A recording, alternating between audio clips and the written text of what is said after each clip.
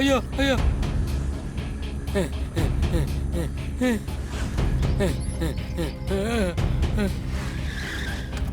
അങ്ങേര് പറഞ്ഞ സ്ഥലം ഇത് തന്നെയാ. അല്ലാണ്ട് ഇവിടെ ഒരു ആൽമരം ഉണ്ടല്ലോ, പക്ഷെ അയ്യരെ കാണുന്നില്ല. വരുമായിരിക്കും. ഹയറിനടുത്ത് ഞാൻ ന്യൂസും മേടിച്ചിട്ട് ഈ ചാനലിൽ അങ്ങ് സെറ്റിൽ ആവണം. അയ്യരേ, അയ്യോ ഒരുപാട് ഓടല്ലേ, ശ്വാസം മുട്ടും. അയ്യോ എന്തോ ശബ്ദം വരുന്ന പോലെ തോന്നുന്നുണ്ടല്ലോ. അയ്യോ അയ്യോ. ഹയ്യറെ പോലെ ഉണ്ടല്ലേ. ഹയ്യർ തന്നെയാ.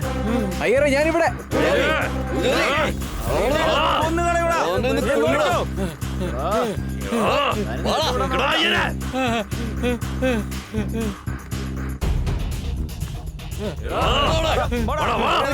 അയ്യോ അയ്യരേ, എങ്ങോട്ടോടാ പോകുന്നത്?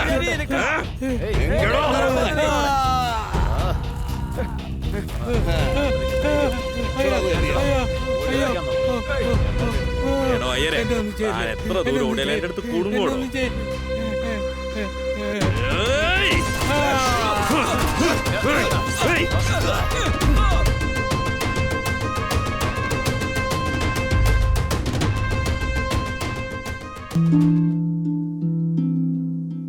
എന്റെ ജീവിതം ഇങ്ങനെ മാറുമെന്ന് ഞാൻ ഒരിക്കലും ഓർത്തില്ല.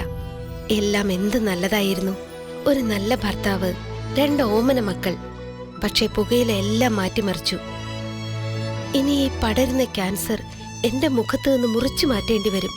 ഒന്നും ഒരിക്കലും പഴയതുപോലാകില്ല. പുകയില എന്റെ ജീവിതം നശിപ്പിച്ചു.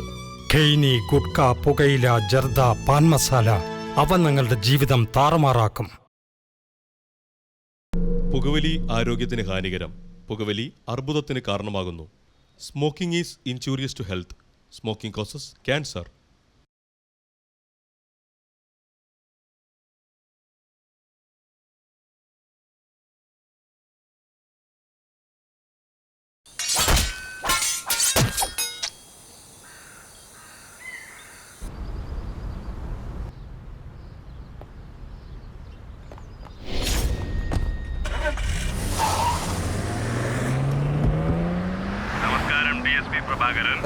നിങ്ങൾ കോൺഫറൻസ് മീറ്റിംഗിന് ഇനി വരണ്ട. ഇന്നലെ നടന്ന അയ്യറിന്റെ കൊലപാതകം പൊളിറ്റിക്കൽ ലെവലിൽ വലിയ ഇഷ്യൂ ആയി പോയി. നിങ്ങളത് ഇൻവെസ്റ്റിഗേറ്റ് ചെയ്താൽ നന്നായിരിക്കും എനിക്ക് തോന്നുന്നു. ഓക്കെ സർ, ഞാൻ നോക്കിക്കോളാം.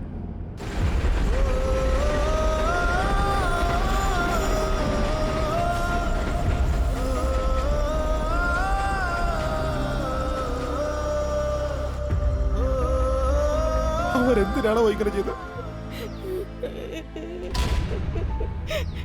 നല്ല മനുഷ്യനായിരുന്നു.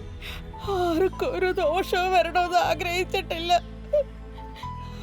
അങ്ങേരെ എന്തിനെങ്ങനെ വെട്ടിക്കൊന്നെന്ന് അറിയില്ലല്ലോ.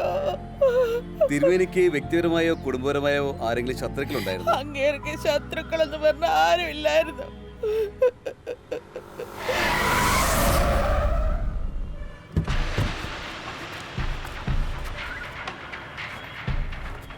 ആരായിരുന്നല്ലോ നൈറ്റ് ഔട്ട് നോക്കിയേ? കുമാറാകത്തുണ്ട്, ആവശ്യം ചോദിക്കേ.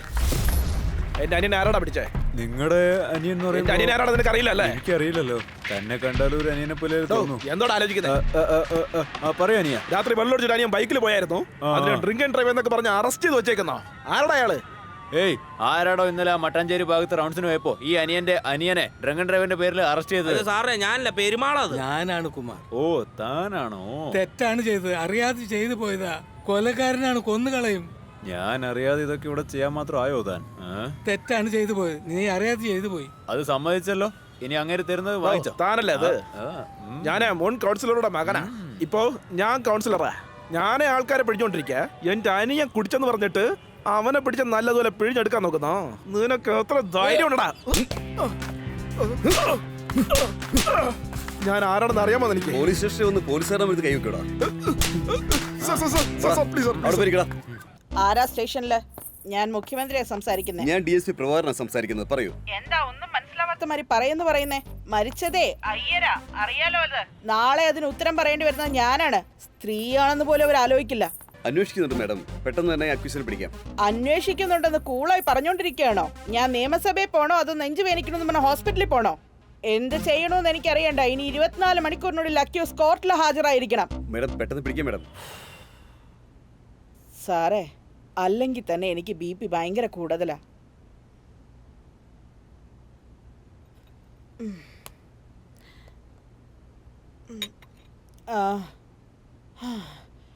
പറയുന്ന ഒന്ന് മനസ്സിലാക്ക.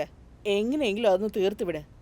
പറ്റില്ലെന്നുണ്ടെങ്കിൽ നെറ്റിൽ അത്തരം സിനിമകളൊക്കെ കാണുന്നവരുണ്ടാവില്ലേ, അവന്മാരെ പോയി പിടിക്ക്.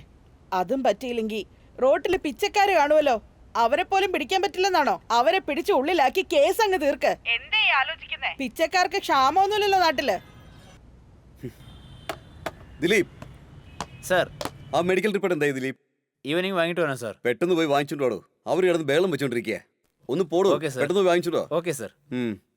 വേട്ടയാടിയാടി മൃഗം രസിക്കുന്നേ, ആ പാവമുയിര് മേലെ മേലെ പറക്കുന്നേ, നെഞ്ചം തേങ്ങി തേങ്ങി തേങ്ങി കരയുന്നു, മനുഷ്യൻ മെല്ലെ മൃഗമായി മാറുന്നു. കണ്ണിൽ ചോര കണ്ടു, കാതിൽ നിലവിളി കേട്ടു, എന്നാലും മിണ്ടാനാവില്ലേ. ഈരവ് മാഞ്ഞ് സൂര്യൻ എന്തേ ഉദിച്ചില്ല. കണ്ണിൽ ചോര കണ്ടു, കാതിൽ നിലവിളി കേട്ടു, എന്നാലും മിണ്ടാനാവില്ലേ. ഈരവ് മാഞ്ഞ് സൂര്യൻ എന്തേ ഉദിച്ചില്ല. അത് നിങ്ങൾ നേരിട്ട് കണ്ടായിരുന്നോ? നേരിട്ട് എനിക്ക് കാണാൻ പറ്റില്ല സാറേ, പേടിച്ചു പോയി ഞാൻ ഒളിച്ചിരിക്കുമായിരുന്നു. പക്ഷേ വോയിസ് കേട്ടാ ഞാൻ കണ്ടുപിടിച്ചോളാം സാറേ. ശരി, ഞാൻ വിളിക്കുമ്പോഴൊക്കെ വരണം. അല്ല വേണ്ട, കേസ് തീരുന്നവരെ കൂടെ ഉണ്ടാവണം. എടാ, എന്ത് ധൈര്യത്തിലാണോ ബ്ലാക്കിൽ മദ്യം വെക്കാൻ തന്നെ? നിന്നൊന്നും വെറുതെ വിടാൻ പാടില്ല. തെരസെത്തിയോ? ലാബ് റിപ്പോർട്ട് നോക്കുമ്പോൾ 7ാമത്തെ വെട്ടി തന്നെ ജീവൻ പോയിട്ടുണ്ട്. ജീവൻ പോയതിനു ശേഷം 17 വെട്ടൂടെ വെട്ടിയിട്ടുണ്ട്. അത്രയും പകയുണ്ടായിരുന്നു അയാളോട്. തിരുമേനിയെ പറ്റി പുറത്ത് അന്വേഷിച്ച് നോക്കിയപ്പോൾ വളരെ നല്ല അഭിപ്രായമാണ് കേട്ടത്. അത് തന്നെയാണ് സാർ പ്രോബ്ലം. ഇത്രയ്ക്കും മൃഗീയമായിട്ട് കൊല ചെയ്യണമെങ്കിൽ തീർച്ചയായിട്ടും അയാള് ഒരു നല്ല മനുഷ്യനായിരിക്കണം സർ. ഇതിലെന്തോ കുറച്ച് നിഗൂഢതയുണ്ട് സർ. മന്ത്രിക്ക് ഈ കൊലപാതകത്തിൽ ഇത്ര താല്പര്യം എന്താ മനസ്സിലാവാത്തത്? ശരിക്കും പറഞ്ഞ അവര് ടെൻഷനില്ല. ഈ കേസിനെ സംബന്ധിച്ച് കുറ്റവാളിയെ നമ്മൾ തേടി പോകാൻ പാടില്ല, അവരാണ് നമ്മളെ തേടി വരേണ്ടത് സർ. കറക്റ്റ്. മന്ത്രി പറഞ്ഞതുപോലെ ആരെങ്കിലും 4 പേരെ കിട്ടിയാൽ ഈ കേസ് ക്ലോസ് ചെയ്യുന്നു പറഞ്ഞ് എല്ലാരും നമുക്ക് തെറ്റിദ്ധരിപ്പിക്കാം. ഈ വാർത്ത കുറ്റവാളിയുടെ കാതിലെത്തും sir. Well planned sir. Senthil സാറേ, ഇതിന്റെ ഉത്തരവാദിത്വം നിങ്ങൾക്കാണ്. ചെയ്യാം സാറേ.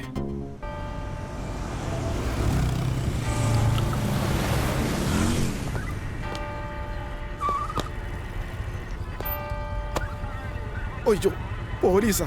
ഞാനങ്ങ് മുങ്ങിയേക്കാം. എന്തിനാ അവന് എന്നെ ഇടിക്കുന്നേ?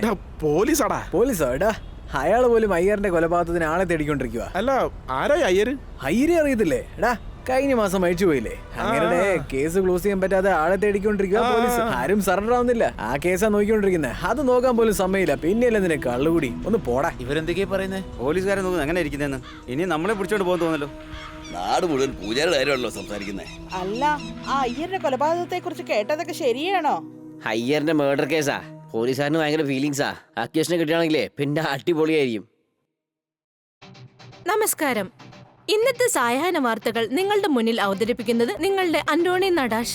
അയ്യരുടെ കൊലപാതകത്തെ തുടർന്ന് പോലീസിന്റെ വിശദമായ അന്വേഷണത്തിൽ ഈ കൊലപാതകം നടത്തിയ 4 കുറ്റവാളികൾ പോലീസിന് മുമ്പിൽ കീഴടങ്ങി. നമ്മുടെ പ്ലാൻ സക്സസ് ആയി. 4 കൊലപാതകൾ സറണ്ടറായി. അതേ സമയത്ത് അവർ പ്രസ്സിൽ ന്യൂസും കൊടുത്തിട്ടുണ്ട്.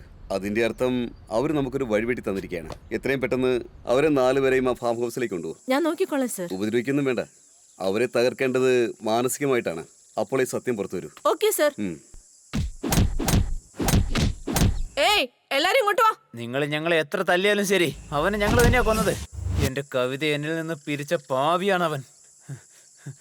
എത്രമാത്രം ആഗ്രഹങ്ങളോടെ, എത്രമാത്രം സ്വപ്നങ്ങളോട് കൂടി, പുതിയ ലോകം, പുതിയ മനുഷ്യർ, പുതിയ ജീവിതം എന്നും പറഞ്ഞ് വളരെ സന്തോഷത്തോടു കൂടിയാണ് ഞാൻ അവളുടെ മുന്നിൽ പോയി നിന്നിരുന്നത്. വളരെ സന്തോഷത്തോടെയാണ് നിന്നിരുന്നത്.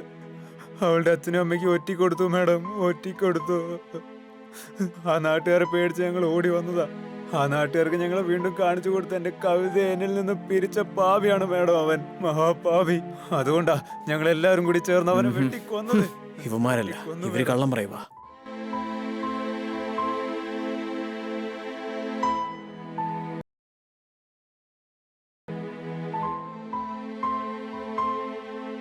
എന്തായി തെരേസ, അവരെന്തെങ്കിലും പറഞ്ഞോ? നമ്മൾ വിചാരിച്ചതുപോലെ തന്നെ ഈ കൊലയും ഇവരും തമ്മിൽ ഒരു ബന്ധവുമില്ല സർ.